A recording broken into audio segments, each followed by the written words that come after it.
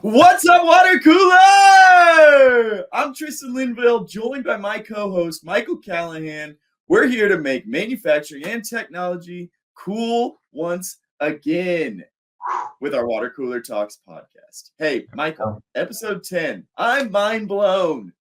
I'm officially out of fingers. After this, I'm having to use toes. This is awesome. 10 episodes, and we're up for some fun today. Yeah, we are. We are. What's the good word? Tell me a good joke so that we can laugh to start this day off. Well, since this is a technology podcast, you know, I actually once got fired from a keyboard factory. Yeah, they wouldn't even let me return or enter. Change the darn caps locks on me. That's pretty good. You probably should have just escaped. Ooh, took it to the next level. You know, being a dad really propels your dad jokes. It's good. For sure. Yeah. Well, hey, what do we got in store for today? We have some fun in store. Can you give me a drum roll so we can introduce the rock star entrepreneur, Jayde Reid? Jayde, what's going on? Oh, you know, just living my best life over here. Living the dream, as Jayde says. Yes. What does the dream consist of? It depends on the day. You know? There we go. Yeah. Jayde lives in Buckhead, living the dream, and often she'll post pictures to Instagram about the dream, and it is pretty legit. High rise, sunsets. It's legit, Jayde. I'm a little jealous, but all the views. It's okay. But if you're scared That's of heights, much better than my phone. Yeah, I am scared of heights. I've got some fun stories about that. Sometimes while I'm traveling, which is one of my favorite parts of my job, I'm in the airplane and I realize I am really high up. What if this exit door opened up? You know, good news is there's no stories about that, but I digress. Yeah. All right, let's go. Jayde, question. Tell us a little bit about yourself, your background, where you're at today, what you do. Yeah, so I started out at Coke Business Solutions, which is kind of an internal third party of Coke Industries. I had various accounting roles within that group, and one of which that I helped out with was the initial stages of the N4 implementation, which y'all are very privy to. Whoa. Yes, there before you guys came on board. But anyways, then I took a financial controller role with SwageLock, and with them I was very head-on with the SAP B1 implementation. So that was a huge learning curve for me, but we'll get more into that, you know, probably later. And then I've had various accounting system knowledge, you know, between Oracle. Yes. Can you hear me? I was just going to say, that's where Jayde and I became best friends. Yes, we did. I would come to her and say, hey, I got a problem. I just purchased $17,000 worth of stuff we don't need. And she would say, you're an idiot. Let's go. Yeah. Anyways, Michael wanted to be in the accounting department, and then we had to change his permissions in SAP, so he wouldn't be able to. Go figure. Bye-bye super user status. We're like, oh, that's Michael just playing around in the system again. Fine. Yes. But yeah, so with that implementation, we went from multiple systems into one. So that was a huge adjustment, I guess, from an accounting standpoint, because all of the data that was entered directly impacted the financials. And so I'll kind of talk more about that later, but just accounting systems in general, experience with Oracle and QuickBooks. I have some experience with, you know, some CRM systems such as Salesforce and Job Progress. And so, yeah, that's kind of high level, my work history. What I do now is I own an accounting and finance firm. So we provide fractional CFO services for small businesses. So those that are ranging between 1 million to about 15 million in revenue. We also do some bookkeeping and HR services as needed by our clients, but our main focus is the CFO stuff. So it's been very rewarding coming in and helping businesses identify gaps. I do a lot of cash flow analysis and budgeting and forecasting and process automation. It's kind of crazy how many companies are still in paper everything, so trying to get them, using technology better, I think I really enjoy doing, making things more efficient. So. Yeah. And I think something that's unique about what you bring to the table and just what you do is you've worked in distribution and light manufacturing, right? You've worked at a corporate office, and then you also did some construction. So there's like 3 vastly different areas that all do different things. Construction's very job cost focused, or project cost. Yep. Distributions, there's different things going on. So I think that's a very interesting perspective that you have. Yeah, for sure. There's so many processes involved in all of that. And so being on the accounting side, we're the back end, right? We don't necessarily see what's going on the front end, but we know what's happening like through the process, and so it's very important to kind of understand, what's going on in the warehouse or out in the field or whatever, because that's directly impacting your financials. So Yeah. There's something you said that I think is actually really interesting to me right now. And it's that at one point there were broken systems. And so the things that happened maybe in the business system weren't necessarily directly showing up or being seen in a financial system. What were the issues that you saw? Like that sounds like a huge opportunity for problems to happen. Yeah. So one of the things is just managing data in general and like data integrity. So when you have multiple systems, right, you're kind of like when we had QuickBooks and like DMS and like different platforms, we just ran a report, assumed everything was right, and then did a journal entry, right? Well, when you have a robust system like SAP, everything's combined, right? So you have to learn more about what other departments are doing because you're seeing it on the back end first and foremost, right? So when sales is entering data, procurement's buying stuff, ops is moving inventory around, we're seeing it on the back end and we're like, what is going on? And so, yeah. Brings back so many memories. I know. So I think that's like one of the biggest issues is we're making financial decisions for the business to grow based on the data. If the data is incorrect, that's scary, and so making sure that we have our processes in place and training and all that fun stuff to make sure we're set up for the business to succeed and we're making good decisions based on the data that's in the system. So when you're looking at like receiving all that data on the back end and the integrity of such, and say you're not getting, maybe you've got some disjointed pieces of data that fell off, right? How did you guys go about kind of finding that when there was issues? Because you are receiving everything on the back end. You have to know all the different functions, but there inevitably are going to be some problems and something that falls off. So how did you guys go about finding and really cleansing that data? Trial and error, I would say, and just learning as you go, so when you have a new system, there's so many nuances. They teach you the basic stuff, like how to just do your main job. There's so much more involved in that. And so one of the examples is like inventory, right? So when we get a piece of equipment in, we check it in, it goes directly to inventory, right? And so, then we receive a sales order and it's for parts A, B, and C, right? And so then we take those out of inventory, we put them in work in progress, right? So this is like this no man's land, which we didn't know at the time. It's not showing an inventory and it's not showing as a finished product. It's this general account, right? And so we had to start running reports on that account because parts were just showing up that weren't tied to a sales order. We're like, what is this? And so it's like, are we able to go find the part? Where is it? Did we put it back on the shelf, but didn't move it actually back in inventory? Or like, what's going on? And so by finding this work in progress account on the financials, we're like, oh, we probably need to monitor this because this is getting out of hand. and our inventory accounts are off, so Sure.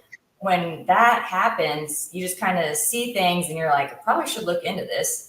And so then that directly impacts, when we receive a new sales order in and it's for X parts. Well, we're showing we don't have them in stock, right? So procurement's buying more parts to, fill the order, but really it's sitting in work in progress. We may have the parts. It's just so like you can see how it directly impacts multiple facets of the business. And it's more or less trial and error, like I mentioned, and making sure we have the widgets set up. So whenever we identify something like this, we would create reports or widgets in SAP that show up on your dashboard. But if there's a number there, you probably need to click into it and figure out what the issue is, because there's so much detail going on and so much data that it's almost like each department needs to be responsible for certain things. And so I know we brought up quite a few things, WIP being one of them. Credit holds is another issue we ran into, and we had to like pivot and find workarounds for that. Things like that, it stops the business or the process, right? And so then it's like, okay, we need to figure out a better way to kind of handle that. So we generally implemented widgets to kind of help monitor that. Yeah, and I think that's really important for everybody listening, because the widgets, the whole purpose of them, we called them like zero count, or if there's something on there, you need to do something. So just for everybody to be thinking like, how am I managing those exceptions and making sure that I see those before it's too late? Jayde, as you were talking, I had a thought. I remember things like distribution's really like a penny business, right? I mean, we would literally sit and have conversations about pennies. Like, where is this off? Yes, we can write it off, but we need to figure out what's going on. Why is that happening? And it brought back two memories. One was freight. So we had to set up the truck shipments for our purchases to bring it back in. And so we came up with this creative solution. Well, we'll just create a part number for freight. And it was not cheap. And so it's like every time you're getting trucking, it's $1,000 plus. And so Jayde came to me one day and said, hey, our inventory is really high. What's going on? And I was like, I don't know. So then again, you start doing what Jayde just said, looking into the details, and all of a sudden that freight was hitting our inventory number, but there was one little checkbox that could have made life easier. So I think, there's a benefit to it all being in one system, right? You're seeing that stuff, you're catching it early. But the other one that I figured we'd let Jayde laugh to was changing reels from feet to inches. A simple change. Do you remember that one? Oh, that was terrible. The chaos that ensued.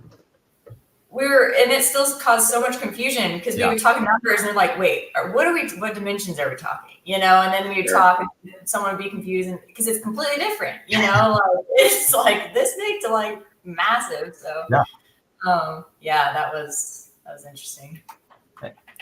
And it made the inventory go wacky, right? Right. So right. Yeah, I think inventory, if you have a business with inventory, it poses its own challenges, especially if there's small parts or pieces that go into something. Inventory can be a nightmare very quickly if you don't have, the correct processes and the correct training in place. So yeah, that's for sure. Jayde, I have one question. So you and Michael, obviously at SAP or at SwageLock use SAP, and you mentioned also at Coke you had used Infor. Those are actually the two ERPs that I used. I just used them in opposite order. What was your experience utilizing the Infor platform while you're at Coke? So I was just in the beginning stages of learning it when I was there. Sure. I never I was in the testing environment, but I never actually had to enter legit data, So I read the training documents, trying to do it in the system. That was my extent of the Infor. And then I changed roles and that didn't require me to do that anymore. So Sure. But any platform, you learn to work with it. Generally it's similar. It's going to get you the same results. You have different target markets, obviously, probably for different platforms and that sort of thing. But I think ultimately a high power system is the way to go, and having it all in one. Yes, it's more cumbersome on the front end, but it definitely makes things more efficient on the back end. So, yeah, agree. Yeah. Yeah. So. Tristan, or Jayde, I'm curious. I know you've worked in QuickBooks, SAP. You've had some experience with Infor. You've also had sale. Like, you've touched a lot of systems. You've also seen a lot of different businesses. Can you talk about maybe one or two examples of where business systems or technology presented challenges to where the process wanted to go, or what you wanted to do, and how'd you go about solving those? Let me think. Like, I can instantly think of like people not wanting to change. And so, like, obviously when you make a change like that, the system's one thing, but if you don't have people on board to help with that change, that's obviously an issue. Also, like I mentioned, in the construction, it's very paper focused. We still send checks, and a lot of that is still occurring. And so I think trying to, help those companies get more in tune with, technology, make things more efficient, is slowly getting there. I think there's opportunity there. I think one of the challenges is QuickBooks Desktop and integrating with other platforms that I've ran into. So it's a lot easier when things can integrate, obviously. But trying to figure out better ways to use, like QuickBooks Desktop, for example, it's still very manual, and they say they integrate with a lot of things, but when you actually look into it, it's like, that's not what I was thinking in my head of what an integration, entails. And so I think I've ran into challenges with certain systems that we're using, not integrating with things that we already have in place. And so with that, it's, okay, do you change your platforms? If the CRM system isn't tied to, hello, Casey. Hi. Isn't tied to the platforms that you're already using, then it's like, are you going to get a new one to help make things more streamlined, or are you just going to suffer through and keep doing the manual stuff? I think that's been one of my biggest challenges is integrating platforms. Yeah. So when I hear that, I also think, and there's two questions I have around what you just said. There's one about integration, but also paper. Like, why, to the people that still use paper, why is paper a problem? Like, what kind of challenges does that present? I think like when you have mobile people, so people going on job sites or people working from home or whatever, if everything's in the office or in someone's truck or whatever, it's just not accessible. Yeah. I think that's one of the biggest challenges. And then like from storage, you have to keep documents for however long. If you don't have the warehouse or the storage or secure locked cupboard, whatever you put your papers in, then that's a security and that's a liability issue, So, yeah, no, that's, I remember at SwageLock, we used to have signed proof of delivery. We obviously since changed, but to your point, it would sit in someone's truck. Well, what happens when they clean out their truck and the delivery packing slip goes with it and the customer calls? It's a recipe for a disaster. So I think that's a really good point. And I'd assume also when it's in a truck, there's a delay in getting information from the truck to the system, which if we think about all those downstream to the earlier conversation of finance, like finance is now delayed in the decisions they're making. And then it reminds me of receipts, taking pictures of your receipts, like implementing a tool to just pop a picture of it and send it to your accounting department right there, or create, a report to send monthly. But so many people just keep the receipts, throw them away, and so from a receipt tracking standpoint, it makes it so difficult. You got to assume you're only going to receive about 80% of receipts on a monthly basis, just for that matter. Or you take pictures of the gas pump and consider that a receipt, because I know a lot of people did that as well. Right, Michael? Michael probably, I'm sure he did that a ton of times. I heard the IRS. Okay. I do have one thing that I want to call out of what you said. You mentioned the people, right? And basically organizational change management. And this has kind of been a common thread with a couple different guests that have been through implementations. And it really does start with the people. And so how, from your experience, do you find that you align the people in the business? Because changing the culture to say, hey, you're going to adopt this new system can be very difficult for a business. Yeah, I think approaching it as, showing them how it can make their lives easier, and then showing them like broader the growth of the business because of this change. And yes, it might be brutal at the beginning, but at the end, when we have everything down packed, you're, instead of spending 4 hours on a task, you're maybe spending an hour or whatever that looks like. And I think showing them the positive versus focusing on, well, you have to do training and, all this stuff. Because I know when we implemented SAP, it's like you had to get like 4 hours of training in this week or whatever it was. Instead of focusing on that, it's like, okay, how is it going to better your life and your role to where you have more time to do higher value things? Like if you want to learn something new within the business or whatever that is, you kind of pivot towards that person, because most people are on board, right? You just have a few needles in a haystack that are like, no, I've always done it this way. I don't want to change. And then you got to kind of, go towards them and kind of say it in their terms to where they can be motivated by it, because everyone has different personalities. Just say it in a way that will help motivate them. So, and I've even talked to a few executives that oftentimes it's as simple as framing like the name of the project to capture that like benefit for the business. And so instead of calling it like the Infor Go Live, or the new ERP project, you would say, our touchless order point, system implementation. And so like something that talks to the benefit of what the new system is going to do for the user can really shift that psychological sticking point, if you will. Yep, I agree. And making it fun. Make the training fun, where it's not just sitting in front of a desk and reading, like make it interactive. Sure. Yeah, I was going to give kudos to Jayde and team for 3 things. When we went through the implementation, 3 things I thought of: make it fun, which Jayde just said. There was a popcorn machine for like, hey, if you're going to go train, you can make popcorn. Try to make it fun.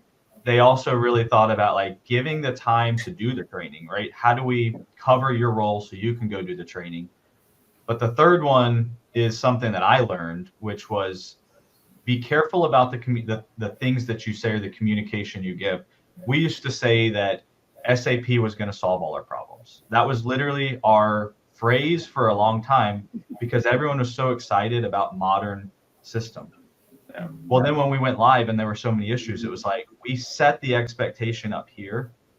Sure. But it really like set the expectation at the right level. Like, hey, it's going to be challenging, but it's going to, in the end, be a much better solution for these reasons, right? So those are 3 things I thought about from an OCR standpoint. And I think along with that is just staying positive. Like if you have some positive cheerleaders, like when you're in a small office, negativity spreads like crazy, right? So if you have someone just like, oh, I got to do training, it spreads, And so if you have some positive cheerleaders that are like, going back to making it fun, that's going to spread amongst people as well, So I think the environment you create is also huge. So I love it. That's so good. That's cool. Awesome. Tristan, you got a question for us to finish us off? Yeah, let's go with Jayde, you're a football fan? I'm assuming Georgia. Yeah, it just depends, you know. I'm not a Georgia fan. Surprise. That's fine. That's fine. What about pro football? Can you Love it. pick a team? Love it. Okay, Yeah. let's go. Can you pick a team that you think is going to win the Super Bowl this year? Chiefs. Oh. Oh, I don't know. Denver Broncos, they're looking pretty good. No. I'm prepared. I wanted to love wear how this the prepared entire you are. time, but I decided not to. this would be a three-peat, right? I mean, that's what they're going for.